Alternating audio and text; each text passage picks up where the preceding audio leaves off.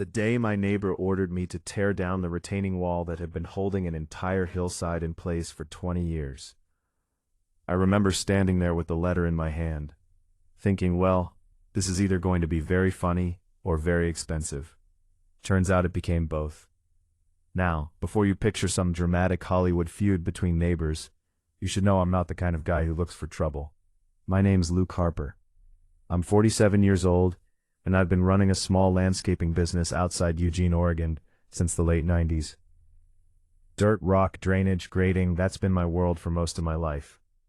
Not glamorous work, but it pays the bills and it teaches you a lot about how land behaves when gravity and water decide to have a conversation. And if there's one thing I've learned after 30 years of digging holes and fixing other people's mistakes, it's that hillsides always win. My house sits on one. Back in 2002, when my wife and I bought the place, it was basically the only property we could afford that had enough space for our kids and a small shop for my equipment. The house itself wasn't anything special. An old cedar place built sometime in the late 70s, but the lot had character. Steep character. Picture a slope that drops about 8 feet from my backyard down to the 3 homes behind me. When we first moved in, the ground was soft clay and loose soil, and during the first heavy winter rain, the whole back section started slowly creeping downhill. Nothing dramatic at first, just little signs, cracks in the soil, a fence leaning a few inches more each week. But when you work in landscaping, you learn to read land like a mechanic listens to an engine. And that hillside was whispering trouble. So I did what any guy in my line of work would do. I built a retaining wall. It wasn't fancy, not even close. I used old railroad ties I bought from a salvage yard outside town. Heavy, ugly timbers that smelled like creosote and history. The wall ran about 35 feet across the back of my yard and stood roughly 8 feet tall. Not pretty, but solid. Behind it sat somewhere around 180 cubic yards of compacted soil. It was the only thing stopping the hill from visiting the neighbors below. Once it was finished, the difference was immediate. My yard leveled out nicely, and the 3 houses down the slope ended up with flat backyards and dry basements. In fact, one of those neighbors, an older guy named Carl Jensen, used to joke that my wall was the best insurance policy he never had to pay for. For almost 2 decades, nobody complained about it, not once. Carl and his wife lived directly behind us for years. Sweet people, the kind who bring over zucchini bread and wave when they mow their lawn. The other 2 houses changed owners once or twice over the years, but nobody ever had an issue with the wall. Most people understood something simple. It wasn't pretty, but it worked. Then last spring, everything changed. Carl sold his place and moved to Arizona after his wife passed. And about a month later, a moving truck showed up at the house behind mine. Out stepped a woman in designer sunglasses, crisp white sneakers that had clearly never touched mud, and the kind of confident walk that tells you she's used to giving orders. Her name was Vanessa Caldwell. I didn't know it yet, but Vanessa had just become the new president of our neighborhood HOA. Now normally, I don't care much about HOA stuff. Our little subdivision is small, maybe a dozen homes, and for the most part, the association only exists to manage shared road maintenance and keep people from turning their yards into junkyards. Nothing too dramatic. But Vanessa was different. You could tell from day one she had plans. The first time we spoke was actually pretty friendly. I was out back trimming some shrubs when she walked up to the fence line. "Hi there," she said with a bright smile. "You must be Luke." "I'm Vanessa. I just moved into Carl's old place." I wiped my hands on my jeans and walked over. "Welcome to the neighborhood," I told her. "Carl was a good guy. You'll like it here." She nodded politely, but I noticed her eyes drifting toward the retaining wall behind me. That wall had a way of doing that to people. "So, that structure," she said. "Retaining wall?" I replied. "Right," she said slowly. "Is that permanent?" I chuckled a little. "Well, unless gravity takes a vacation." "Yeah." She didn't laugh. Instead, she gave a tight little smile and said, "Interesting." That was the end of the conversation. At the time, I didn't think much about it. But about 3 weeks later, I opened my mailbox and found a certified letter. The return address said, Caldwell Design Interiors. Inside was a neatly typed document on expensive-looking paper.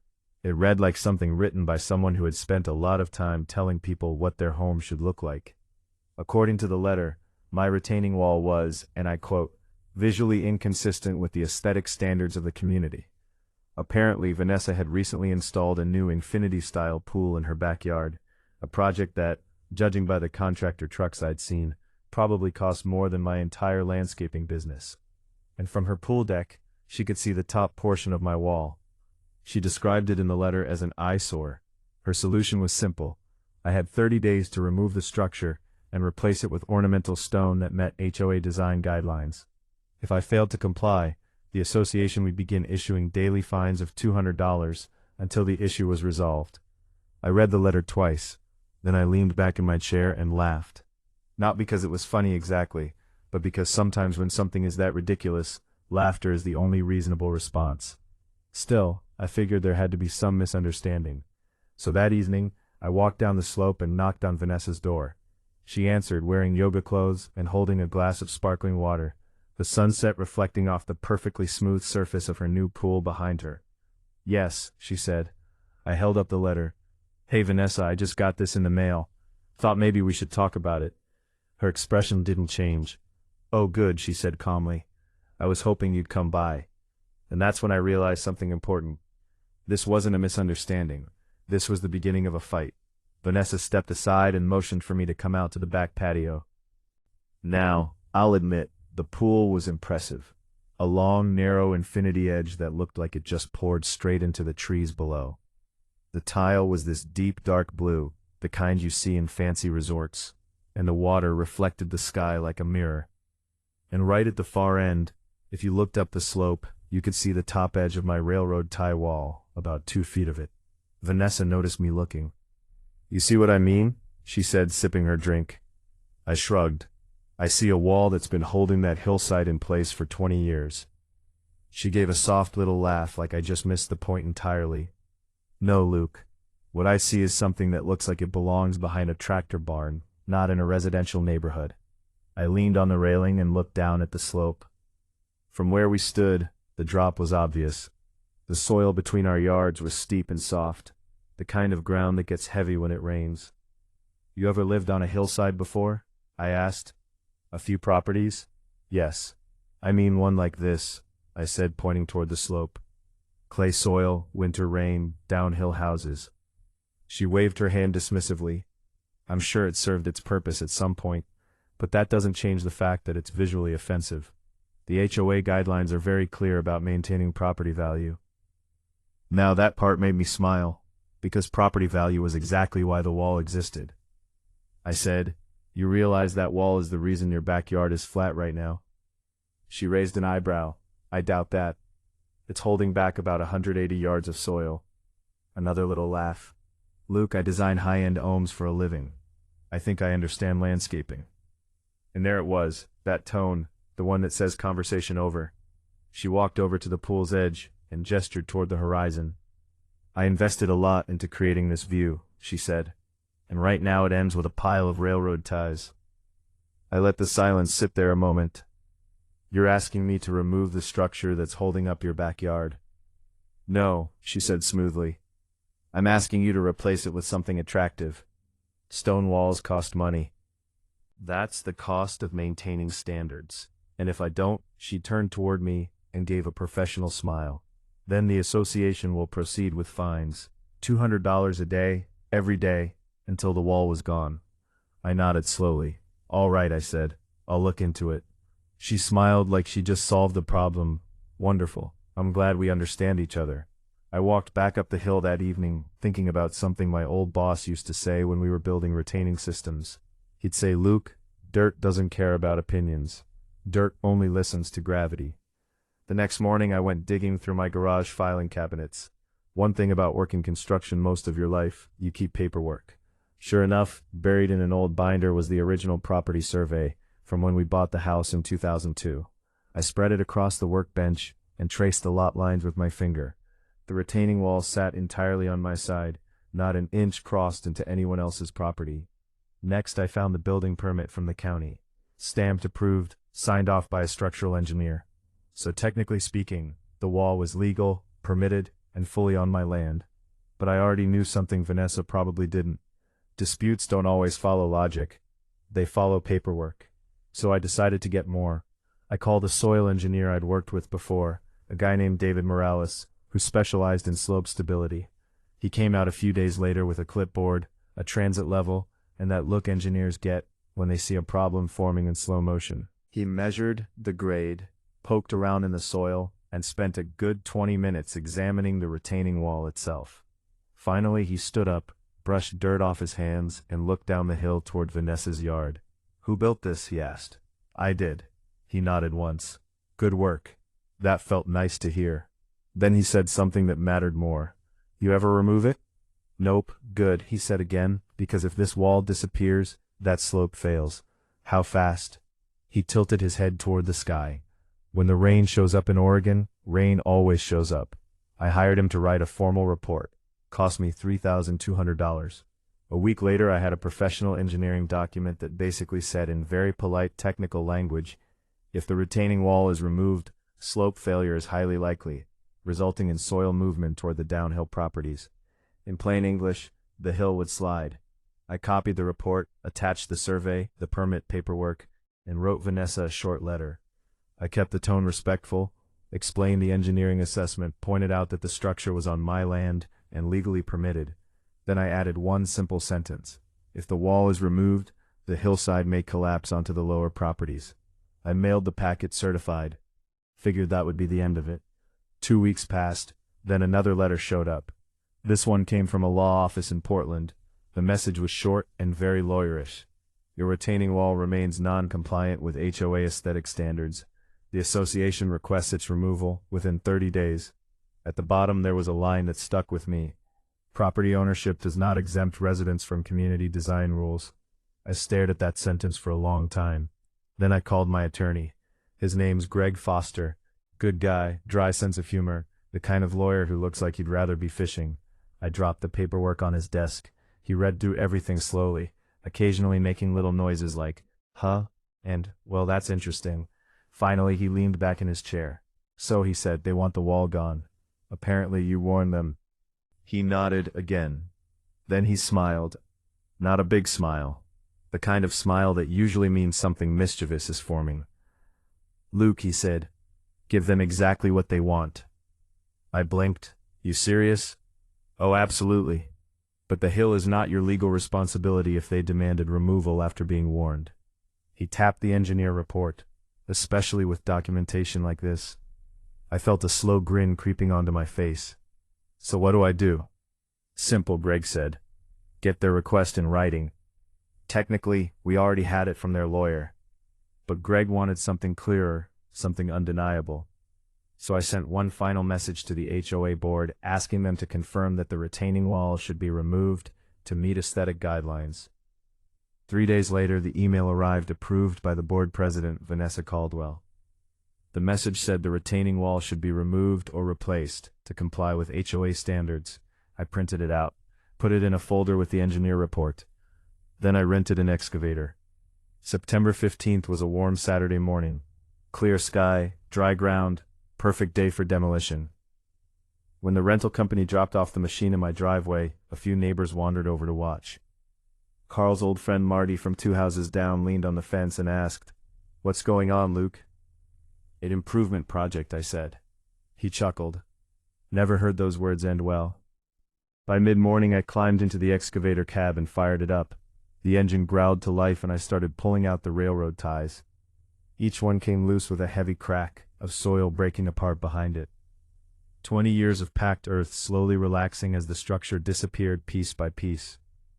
About an hour into the work, I noticed someone standing down by the pool. Vanessa. She had a glass of wine in one hand and sunglasses on, watching like someone observing a renovation show.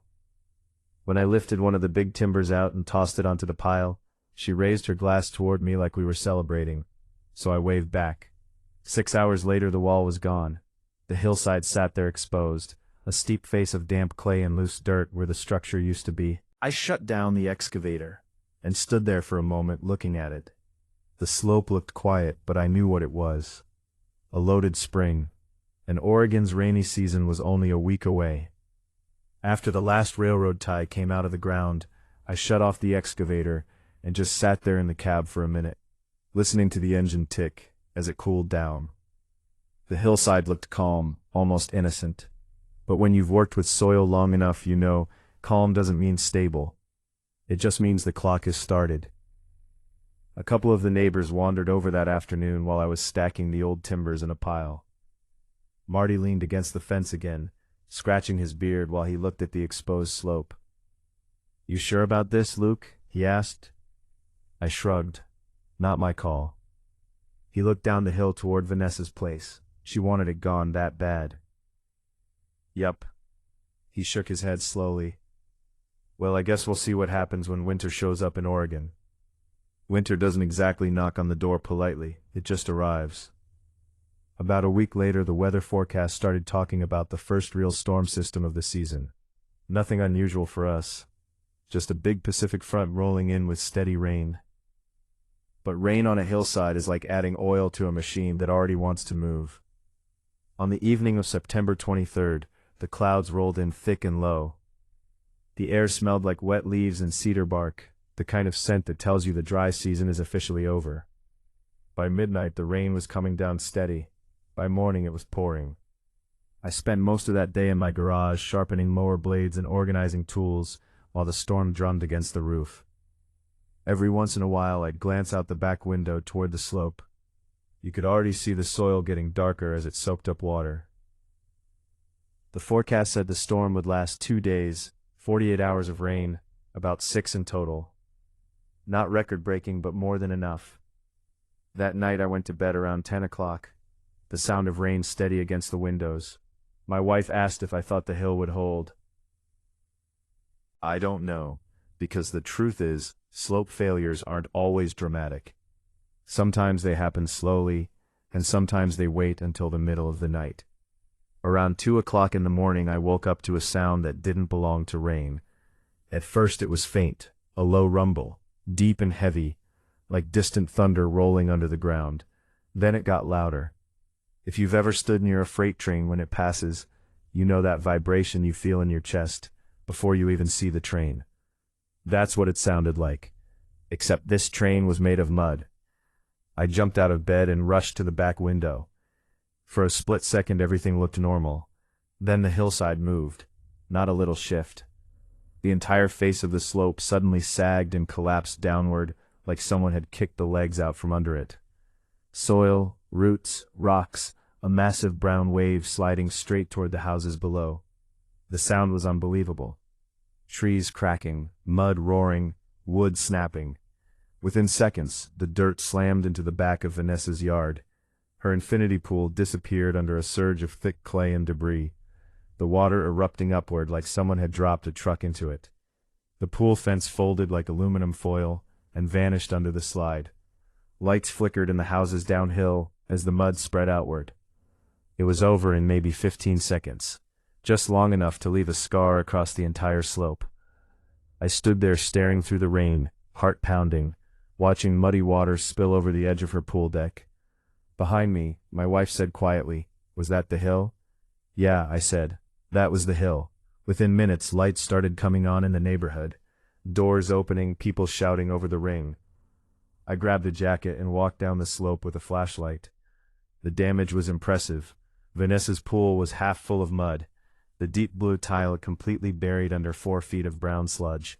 The infinity edge that used to spill water over the horizon now looked like a chocolate milkshake. Her pool equipment shed had taken a direct hit from the slide.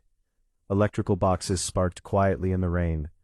2 houses farther down the slope had it worse. The mud had pushed against their back foundations, forcing water through basement windows and cracking sections of concrete.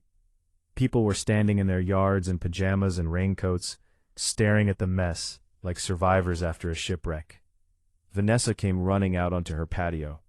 When she saw the pool, she froze. For a moment she just stood there, rain soaking her hair and clothes, staring at what used to be the centerpiece of her backyard. Then she spotted me, and the screaming started. "You did this!"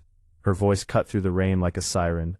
She stormed up the muddy slope toward me, slipping twice before she reached the fence line. "You destroyed my property." I didn't raise my voice. "Vanessa," I said calmly, "you asked for the wall to be removed." Her face went red. "That wall caused this." "No," I said. Gravity did. She pointed at the hillside. You knew this would happen. I warned you it might. I pulled my phone out and opened the photos I'd taken of the engineering report. You remember this document? She slapped the phone away from her face. This isn't over, she snapped. No, I agreed quietly. It probably isn't. The next few days were chaos. Insurance adjusters showed up. Contractors started inspecting foundations. Mud removal trucks rolled in.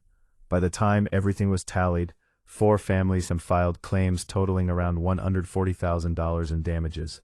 Vanessa's pool alone was estimated at close to $90,000 to repair. She called me 3 times during that week. The first call was pure rage. The second was threats about lawsuits. The third was quieter, more controlled. That's usually when people realize the paperwork matters, because my attorney had already sent a letter. In that letter, Greg laid everything out very clearly. The retaining wall had been structurally sound. Its removal had been requested by the HOA president, despite a written engineering warning about potential slope failure. And now the hillside had done exactly what the engineer predicted. But the letter didn't stop there.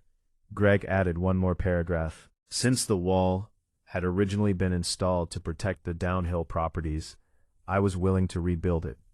However, the cost of reconstruction would be $12,800, plus a 10-year maintenance agreement for annual inspection and drainage service, $850 per year, paid by the HOA. There was also a clause Greg insisted on including if the maintenance payment was more than 30 days late. I reserved the right to remove the retaining wall again.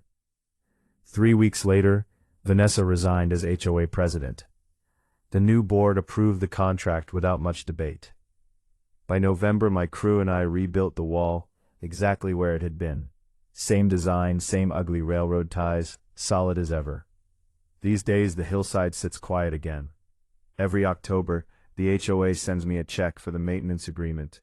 And yes, Vanessa still lives in that house. Sometimes I see her out by the pool, which they eventually repaired. She doesn't wave anymore, but every time that check arrives in the mail, I can't help smiling a little because that wall she hated so much is now the thing protecting her backyard. All right, I'm curious now. Have you ever dealt with an HOA that pushed things way too far? Or a neighbor who thought they could control property that wasn't theirs? Drop your story in the comments and tell me honestly if you were in my position. Would you have done the same?